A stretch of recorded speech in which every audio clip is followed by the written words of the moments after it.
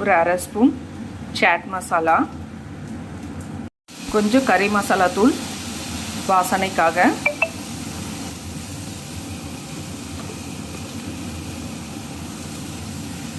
கொஞ்சம் மிளகாத்தூள், குழம்பு மிளகாத்தூள் தாங்க நான் போடுவேன்.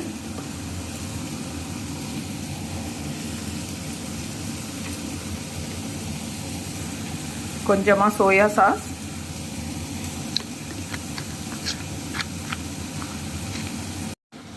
கொஞ்சம் கருவேப்பிலை,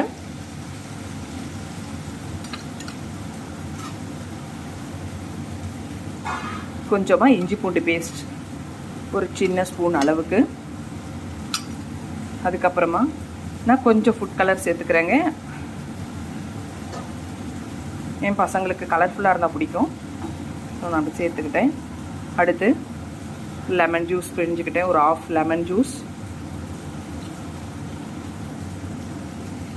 அடுத்து கார்ன்ஃப்ளவர் பவுடர் போட்டுக்கிட்டேங்க.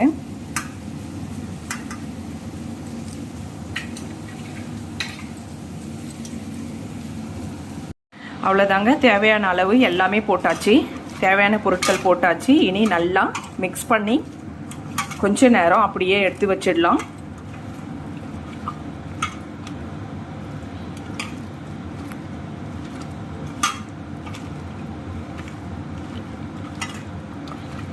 இதில் இருக்க மசாலாலாம் அந்த மீனுக்குள்ளே நல்லா இறங்கட்டும். ஒரு ½ அன் ஹவர் வச்சிடலாம். இது நல்லா பைண்டிங் ஆகிட்டோம். அதுக்கப்புறம் எடுத்து வறுத்துடலாம். அவ்வளோதாங்க, ஒரு ½ அன் ஹவர் ஆகிடுச்சு. இப்போ வந்து நல்லா பைண்டிங் ஆகிட்டுருக்கோம். இப்போ வந்து ஸ்டவ்வில் வந்துட்டு ஒரு தவா வச்சாச்சு, எண்ணெய் ஊற்றிக்கலாங்க.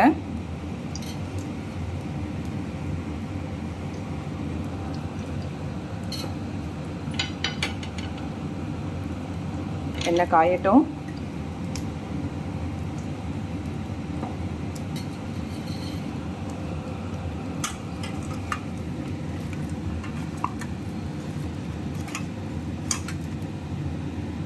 அவ்வளோதாங்க, தவா காஞ்சிருச்சு. இப்போது மசாலா தடவி வச்ச மீனை வச்சிடலாம்.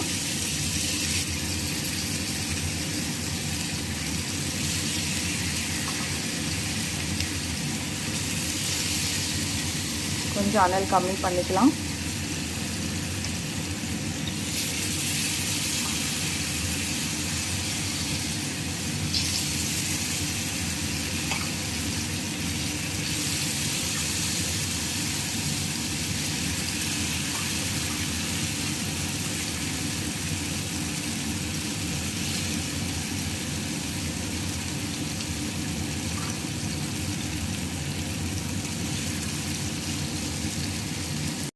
இது வேகட்டோங்க, அப்புறம் திருப்பி போடலாம்.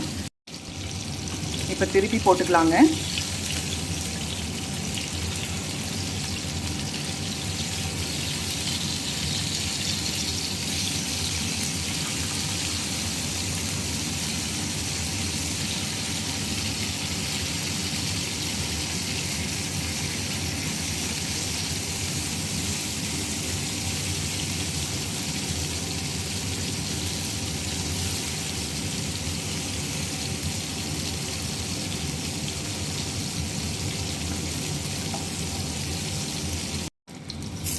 அவ்வளோதாங்க, மீன் நல்லா வறுபட்டுடுச்சு. இனி பாத்திரத்தில் மாற்றிக்கலாம்.